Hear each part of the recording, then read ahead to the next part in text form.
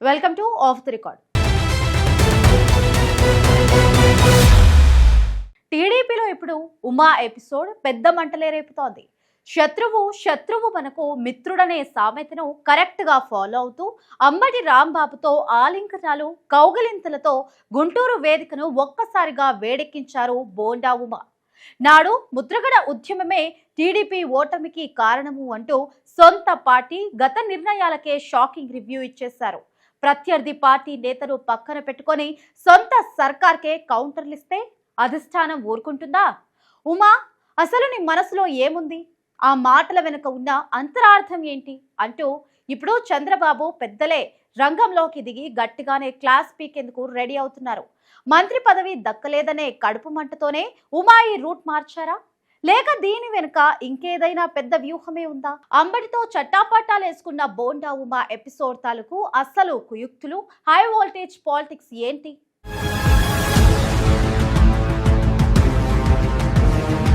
ఆంధ్రప్రదేశ్ రాజకీయాల్లో Vijayawada central TDP MLA bonda Uma వ్యవహారం ఇప్పుడు సంచలనంగా మారింది. ఇందుకు కారణం లేకపోలేదు. కొద్ది రోజుల కిందట రాష్ట్ర కాపు జేఏసీ ఆధ్వర్యంలో గుంటూరులో మాజీ మంత్రి ముద్రగడ పద్మనాభం సంస్మరణ సభ జరిగింది. ఈ కార్యక్రమానికి హాజరైన బోండా ఉమా, వైసీపీ సీనియర్ నేత అంబటి రాంబాబు ఒకరినొకరు ఆలింగనం చేసుకున్నారు. వేదికపై వారిద్దరూ పక్కపక్కనే ఆసీనులై చాలాసేపు ఆప్యాయంగా మాట్లాడుకోవడం రాజకీయ వర్గాల్లో చర్చనీయాంశంగా మారింది. ప్రత్యర్థి పార్టీకి చెందిన నేతతో అంతలా చొరవ చూపడం టీడీపీ శ్రేణులకు ఏమాత్రం మింగుడుపడడం లేదు. ముఖ్యంగా చంద్రబాబును నిత్యం విమర్శించే అంబటితో ఉమా కలవడంపై సొంత పార్టీ నేతలే తీవ్ర అసంతృప్తి వ్యక్తం చేస్తున్నారు.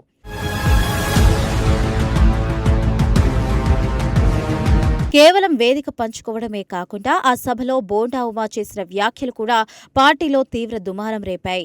నాడు ముద్రగడ పద్మనాభం చేపట్టిన కాపు ఉద్యమ ఫలితంగానే 2019లో టీడీపీ అధికారం కోల్పోయిందని ఆయన బాహాటంగా వ్యాఖ్యానించారు.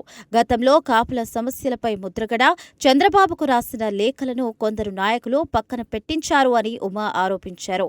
ముద్రగడకు సమాజంలో పట్టు లేదని కొందరు తప్పుడు సమాచారం ఇవ్వడం వల్లే నాడు ప్రభుత్వం స్పందించలేదు అన్నారు.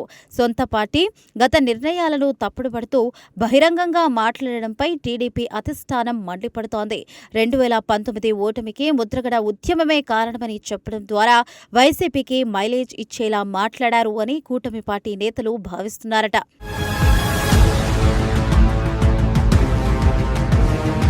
ఇంకా ముందుకు వెళ్లిన బోండా ఉమా, కాపు సామాజిక వర్గం ఎటువైపు ఉంటే వారే అధికారంలోకి వస్తారు అని స్పష్టం చేశారు.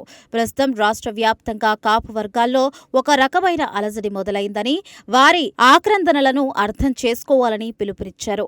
కాపుల న్యాయమైన డిమాండ్లను తాము ప్రభుత్వం దృష్టికి తీసుకువెళ్తాను అని వేదికపై నుంచి హామీ ఇచ్చారు.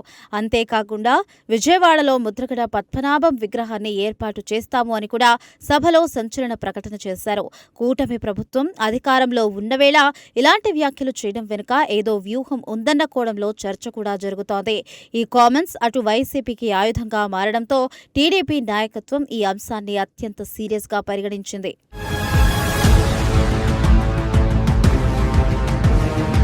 ఈ వివాదాస్పద వ్యాఖ్యలు, ఆలింగనం ఉదాంతం అధిష్టానం దృష్టికి వెళ్లడంతోనే చంద్రబాబు శ్రేణులు అప్రమత్తమయ్యాయి.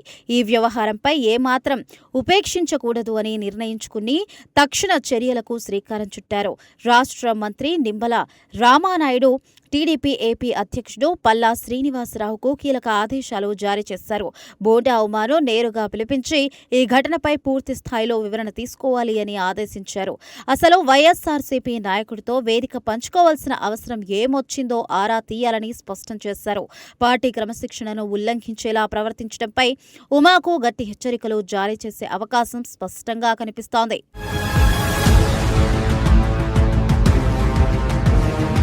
అయితే బోండా ఉమా ఈ రకంగా మాట్లాడడం వెనుక ఎలాంటి ఉద్దేశం ఉందో తెలుసుకోవాలి అని పల్లా, నిమ్మలలకు సూచించారు. ఇటీవల జరిగిన మంత్రివర్గ రూపకల్పనలో తనకు చోటు దక్కకపోవడం పట్ల ఉమా కొంత అసంతృప్తితో ఉన్నారన్న వార్తలు వినిపిస్తున్నాయి. ఆ అసంతృప్తితోనే పార్టీపై ఒత్తిడి పెంచేందుకు ఈ కాపు వేదికను వాడుకుంటున్నారా అన్న అనుమానాలు వ్యక్తమవుతున్నాయి. లేదా భవిష్యత్తు రాజకీయ అడుగుల కోసం ఇతర దారులు వెతుక్కుంటున్నారా అన్న కోణంలో కూడా ఆరా తీస్తున్నారు.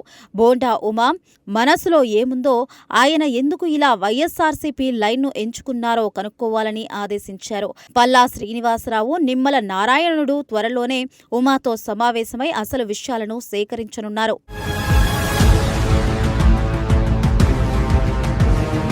ఇక బోండా ఉమా పొలిటికల్ కెరియర్ గురించి చూస్తే విజయవాడ రాజకీయాల్లో కీలక నేతగా గుర్తింపు పొందారు. తెలుగుదేశం పార్టీలో కృష్ణా జిల్లాకు చెందిన బలమైన కాపు సామాజిక వర్గ నాయకుడిగా ఆయన ఎదిగారు. మొదట్లో ట్రేడ్ యూనియన్ నాయకుడిగా తన ప్రస్థానాన్ని ప్రారంభించి కార్మికుల్లో మంచి పట్టు సాధించారు. ఆ తర్వాత టీడీపీలో కీలక బాధ్యతలు నిర్వహిస్తూ పార్టీ రాష్ట్ర అధికార ప్రతినిధిగా కూడా సమర్థవంతంగా పనిచేశారు. 2014 అసెంబ్లీ ఎన్నికల్లో విజయవాడ సెంట్రల్ నియోజకవర్గం నుంచి తొలిసారి ఎమ్మెల్యేగా పోటీ చేసే ఘన విజయం సాధించారు. అసెంబ్లీలో అప్పట్లో అధికార పక్షం తరఫున వైసీపీ విమర్శలను తిప్పికొట్టడంలో ఉమా ముందు వరుసలో నిలిచారు.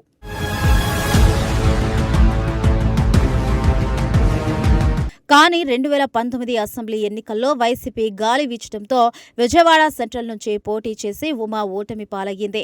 ఓడిపోయినప్పటికీ నియోజకవర్గంలోనే ఉంటూ పార్టీ కార్యక్రమాల్లో చురుగ్గా పాల్గొని కార్యకర్తలకు అండగా నిలిచారు. 2024 ఎన్నికల్లో తిరిగి అదే విజయవాడ సెంట్రల్ స్థానం నుంచి పోటీ చేసి విజయం సాధించి మళ్లీ అసెంబ్లీకి ఎన్నికయ్యారు. అయితే కూటమి ప్రభుత్వం ఏర్పడ్డ తరువాత సీనియర్గా తనకు మంత్రి పదవి దక్కుతుందని ఆయన తీవ్రంగా ఆశించారు. సమీకరణాల వల్ల మంత్రి పదవి దక్కకపోవడం కొంతకాలంగా ఉమా మనస్తాపంతో ఉన్నట్లుగా ప్రచారం కూడా సాగింది. ఈ నేపథ్యంలోనే ముద్రగడ సంతాప సభలో ఆయన చేసిన వ్యాఖ్యలు రాజకీయ వర్గాల్లో తీవ్ర దుమారం రేపాయి.